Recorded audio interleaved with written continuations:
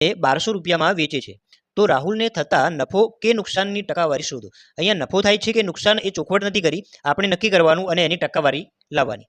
તો મિત્રો આના માટે શું કરવાનું, આગળ જોયું એ મુજબ આપણે નફો ક્યારે થાય તો વેચાણ કિંમત વધુ હોય તો નફો અને વેચાણ કિંમત ઓછી હોય તો ખોટ જાય। તો અહીંયા આ કેસની અંદર શું છે, તમારે પહેલા મૂળ કિંમત જોઈ લેવાની કે મૂળ કિંમત અહીંયા તમને કેટલી આપેલી છે તો 1500 રૂપિયામાં વસ્તુ ખરીદવામાં આવે છે તો મૂળ કિંમત અહીંયા 1500 રૂપિયા છે અને વેચવામાં આવે છે તો એટલે કે વેચાણ કિંમત અહીંયા 1200 રૂપિયામાં વેચવામાં આવે છે તો 1200 રૂપિયા એ વેચાણ કિંમત છે।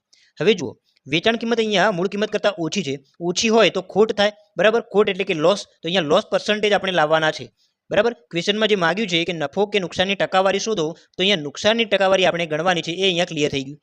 હવે નુકસાનની ટકાવારી લાવવા માટે સૌથી પહેલા આપણે નુકસાન એટલે કે ખોટ રૂપિયામાં લાવવી પડે તો ખોટ રૂપિયામાં કેટલી, તો રૂપિયામાં ખોટ બરાબર યાદ રાખવાનું, ખોટ ક્યારે થાય, વેચાણ કિંમત ઓછી હોય એટલે કે મૂળ કિંમત વધારે હોય અને વેચાણ કિંમત ઓછી હોય તો ખોટ થાય। તો ખોટ લાવવા માટે મૂળ કિંમત આગળ રાખવાની અને મૂળ કિંમતમાંથી વેચાણ કિંમત બાદ કરવાની, મૂકી માઇનસ વેકી કરવાનું। તો મૂળ કિંમત કેટલી છે, અહીંયા 1500 રૂપિયા છે, એમાંથી વેચાણ કિંમત 1200 રૂપિયા બાદ કરવાની, બરાબર।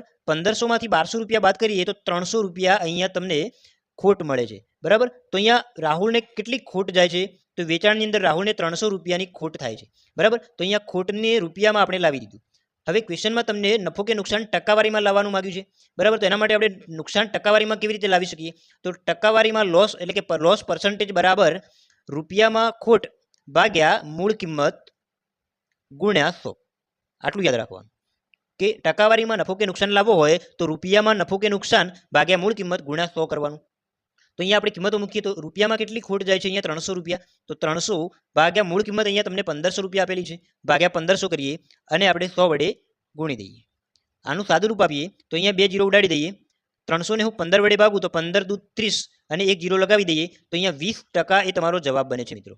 મતલબ કે અહીંયા ખોટની ટકાવારી કેટલી અથવા તો કેટલા ટકા ખોટ જાય છે તો 20% ખોટ અહીંયા જાય છે બોક્સના વેચાણમાં, બરાબર। તો અહીંયા રૂપિયામાં ખોટ પણ આપણે લાવી દીધી અને ટકાવારીમાં પણ આપણે ખોટ લાવી દીધી।